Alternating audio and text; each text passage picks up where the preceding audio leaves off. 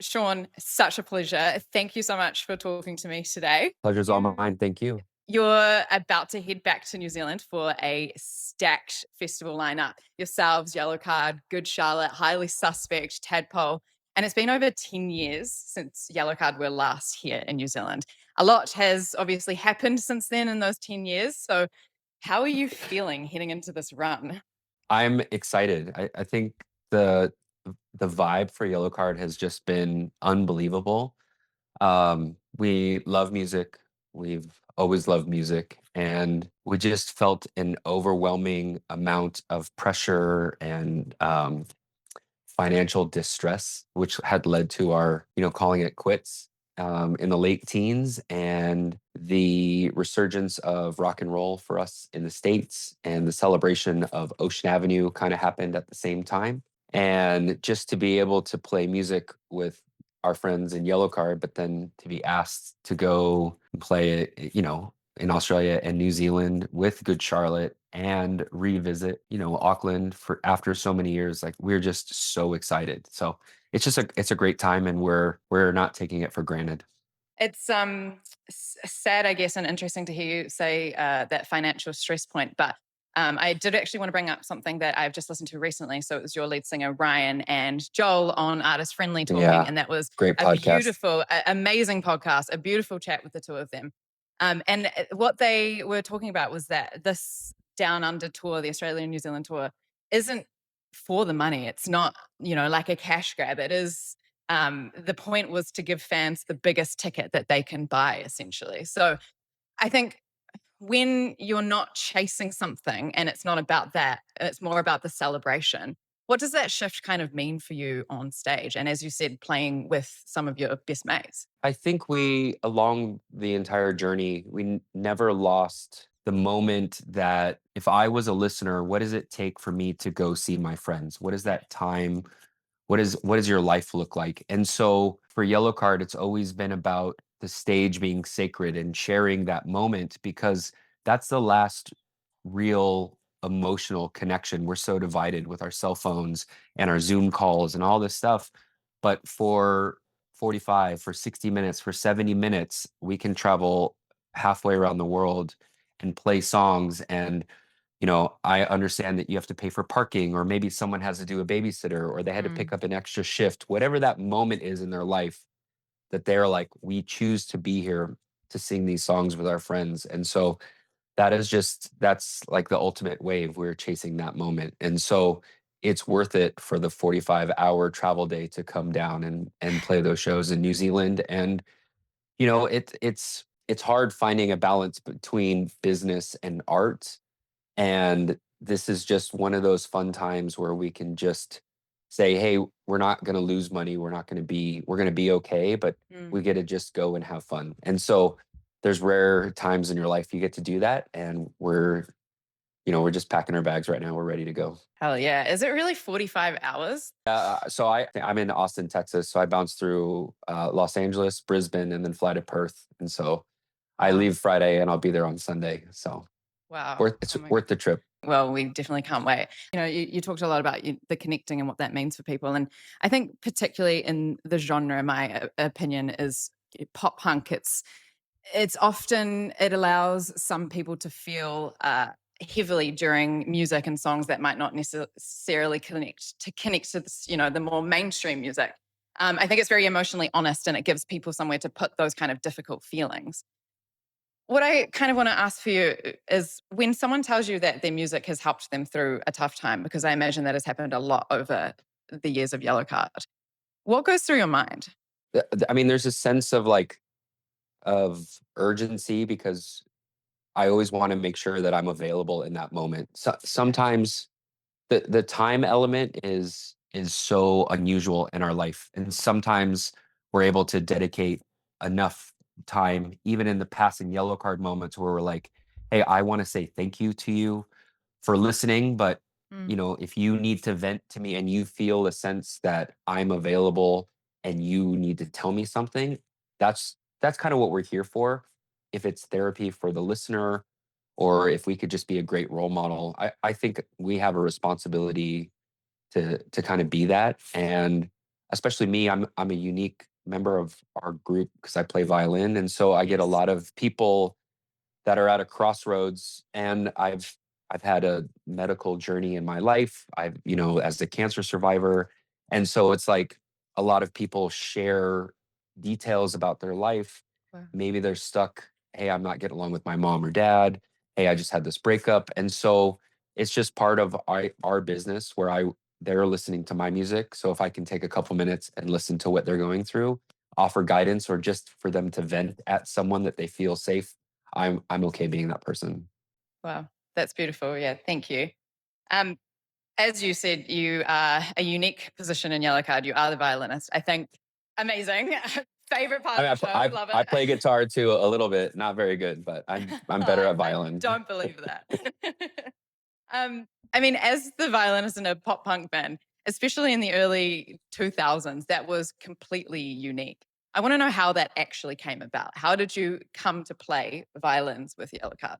It wasn't that unusual. We went to an art school, so Mm, in our normal studies, physics, mathematics, but I was in the string program, so I had chamber orchestra, symphonic, mm, and then we would go on orchestra trips, but there's music theater, and so you're kind of mixing it up with all these other artists, and we would go, our circle of friends would go to rock and roll shows, and um, I was playing sort of like coffee house acoustic background music with a couple guitar players, and I ended up starting the band with the guys, and they're like, hey, you should jam on one of these songs. And it when we wrote 3 songs, I wrote 2 extra, and suddenly I was in a band.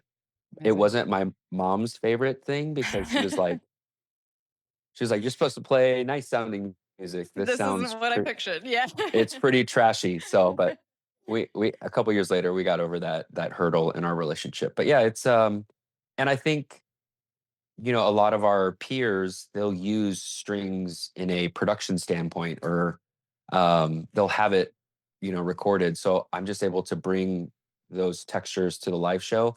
But I also, for a long time, just imagined I was in a guitar player's body. I was like, how can I play these solos and these riffs not on the guitar but on the violin, have it kind of sound like that? So, Yeah. and my guys have been great. They've given me a platform to showcase what I can and we can sound like, and it's made us a little different and hopefully given us an edge. Yeah, I definitely think it has.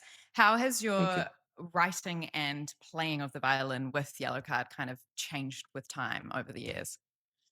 Yeah, I think there was a time where Yellow Card wanted to just make sure we could expand our sound. I think Mm, early on, when you write, you have your whole life to write those first 15 songs, right, for Ocean Avenue, and everybody knows them. And then suddenly the entire world watched you grow up and they put you in this box and they're like, hey, Yellow Card's in this box. This is what they are. That's yeah, the only thing they can do. And so I think it took a while for us to expand and try, not to fault, but just try to showcase that maybe we're more than that. yeah, And so we wanted to expand and maybe show like, hey, we're not just this box, we are all this. And so through that trial and error, but also listening to the audience and saying, it's not just who I am, but who people expect us to hear. So just a lot of trial and error. I mean, you get that after 9 full-length records, and yeah, the court of public opinion's pretty honest. They'll tell you what they like and don't like. But I think when it boils down to it, we have each other, and we have, not only are we fans of music and we're friends, but we also support each other. yeah, And so if I have something, hey guys, Ryan, I like this, and Ron will be like, hey, I like that. What if it was something like this? So the art of collaboration for Yellow Card is still evolving, but that's kind of what led us to better days, and ultimately gets us back on the road so we can come see y'all in New Zealand. yeah, amazing. And with Better Days in mind, so this is obviously the celebration of your latest album, Better Days. It is incredible, may I add. Big fan. Um, and Thank it, you. it was a record produced by Travis Barker. So, what Yeah. drew Yellowcard to working with Travis? How did that happen? Travis was like, I love the violin, gotta have it. That's it. No, it actually happened pretty organically. We Ryan, and kudos to him, he was in a very vulnerable place and was afraid to embark on another Yellow Card record as, and we're middle-aged men now. We're not 20 somethings that just dropped out of college, right? So he didn't want to be, an elder statesman in rock music and try and sound like a 20-year-old. And so we had talked about maybe writing with some other people, not like the entire Rolodex of the Los Angeles, songwriters, that write. I mean, there's so many talented artists out there, but we have so many friends in that business that came from our genre, and they do very good. But I think we wanted to connect to people that were in bands and that were band guys and that were in van and trailers and try to grind it out, so they ultimately knew where we were coming from. And so our guitar player Ryan Mendez, his first band, a guitar player from that era, was very successful, and he's worked with Travis. And so we had reached out. His name was Nick Long, and we'd reach out to Nick and said, "Hey, we're looking at writing a Yellow Card full length. Should we do a couple songs?" And Nick was awesome. He was like, "Yeah, I'll just come to your Airbnb and we'll just jam and see what happens." And the day that Nick was supposed to come to our Airbnb, Travis had reached out to Nick and said, "Hey, I have a studio open. What are you doing?" And Nick had said, "I have a session with Yellow Card." And Travis said, "Bring them here. I'd love to work with them." And I think we wrote 3 songs in 2 days. And that ended up to Travis just saying, I could probably do a whole record with you guys. Like, what does that look like? And we had to figure that out. But I mean, you have a generational talent, Travis Barker, not just saying, "I want to write more songs, but I can play drums for you guys." Uh, Again, just an unbelievable dream come true. And is he playing on some, if not all, of the tracks in the album? So Travis Barker played all the drums for the Yellow Ev- Card record. Every single, wow, amazing. It makes sense. That makes total Yes. sense when you listen How to you it. feel Yeah. right now is still how I feel in my heart. I'm just like, it's amazing. He's and I don't didn't know what to expect. Obviously we're all aware of his, how he drums, how he carries himself. Yeah. He's so professional, but he was so focused as a producer, and like, "Oh, I want to try this," and he'd play drums, and then we'd come back and had already like worked on a part of a song, and we're like, "What's happening there?" It's magical. And so he was just so focused and just beyond whatever expectation we may have had. He's truly gifted. And so to have his experience and guidance, and he ended up getting that best Yellow Card record that we've ever made. So that's where we're at. We're so happy. It's beautiful. And even though it kind of sounds like it may have all come together as a bit of a surprise, him actually ended up producing the whole thing, I think it makes sense, particularly to the community and the industry. I mean, Blink and Travis's story shares a lot of similarities with Yellow Card's story, and it's just it sounds cohesive, and it feels cohesive. So yeah, congratulations on a really beautiful record. Thank you so much. So we finally have a Yellow Card and a Good Charlotte collaboration on bedroom posters. Yes. Yeah, Love tell me you, about Joel. that. Love you, Joel. We go way back with Good Charlotte and our early Warped Tour days in the United Yeah. States. And Yeah. they're just an undeniable force of music. And I mean, you just see them, they're always smiling. You never hear anything bad about them. And Mm. we were trying to figure out what the follow up to Better Days would be. For us, Better Days, the song was our first number one, like single, or Ocean Avenue had its time on TRL and the music video, but the radio charts, I think it only peaked at number 13. So it's just an unusual highlight at this stage of my life to be like, I never thought we'd have something like that. Yeah. And the business side, the record label was very outspoken. They were like, Bedroom Posters, the song was like a lead up song. Everybody loved it. And Yeah. it's a special moment for us. Again, there's just such a nice spot in the song that features the violin and has some strings that I arranged for the band. And it just is like fully encompasses the sound and the vibe of Yellow Card and where we're at. But because we had pre-released it before the album, you have to do this waterfall. So your fans know that it sounds good and it's a test. And so the label was very adamant, like, hey, we can't go with that song, even though it's a pretty like great song, unless you have a friend that would feature on it. And we were like, we had already had an Avril song and Travis Barker. Like, what more do you guys want from us? Yeah, yeah. And they're like, yeah, figure it out. And so Ryan and I were sitting backstage at a show. We were on tour this summer with A Day to Remember, Oh, and we were just getting ready to, we had talked about coming to Australia. And I said, Ryan, it's got to be Joel. Like, mm, should we just call him or do we have to go through the label or whatever? And Ryan just picked up the phone and called Joel, and we're like, hey, Joel, what are you doing? And he picked up One Ring, like, like amazing. Joel Madden, like just One Ring guy. Oh, Like, good. what? It's just, he's like, hey, man, what's going on? And Ryan's like, hey, I just got to ask you, we got this song, but we want a really strong feature.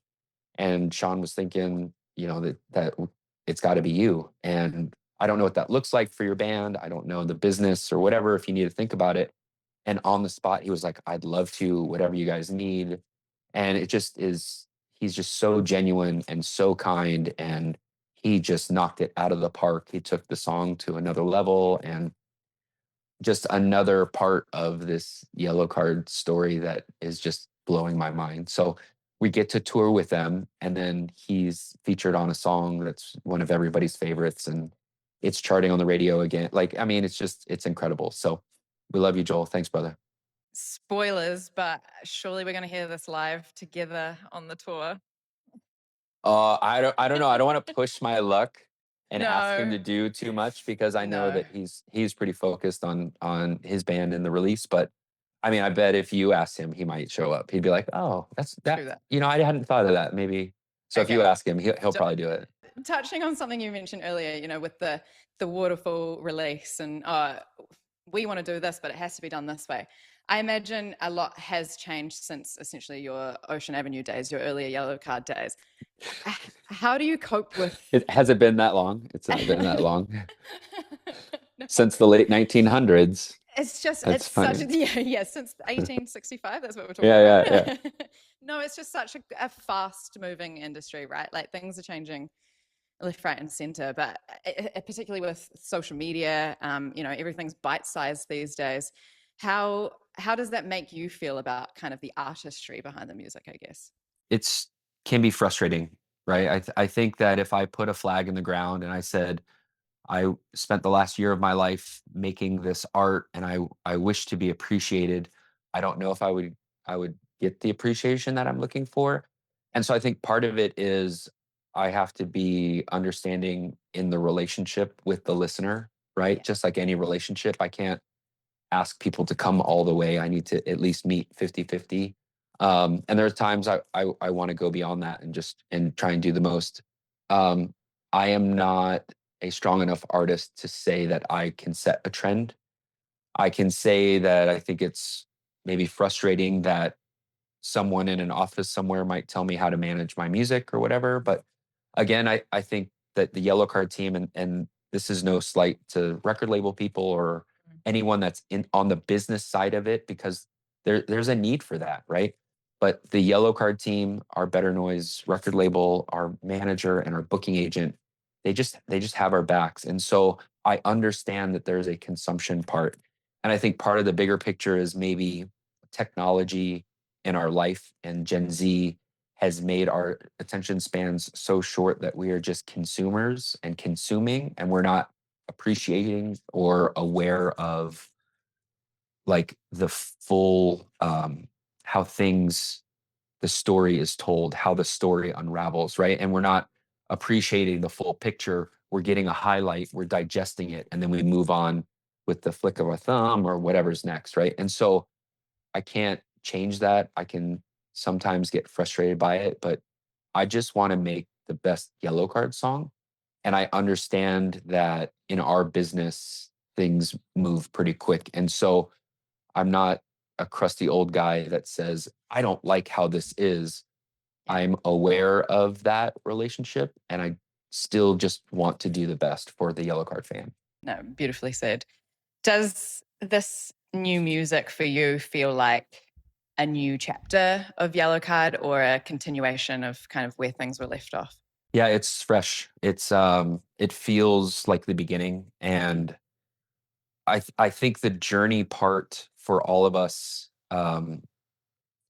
because we were at the beginning in our early 20s and we were all going in the same direction. We all lived together. Ryan and I bought our first van together. And as our stories branched out and the roots grew and lived in different cities and we had families and just life kind of happens. It's not anyone's fault. It's not any responsibility of one single decision, but our fans got older too. They got jobs and they had kids and they couldn't go to all the Yellow Card shows. So I think just a little bit of time and perspective offered, you know, that part of the story to maybe heal or grow. And but right now, I think the time away made everybody realize how special this is, and there'll always be a business element of that. And it's hard to explain how do I make the best art and have fun and feel carefree, but like make sure I can pay for food and take care of my family. It's like it's Yeah. such a delicate balance, and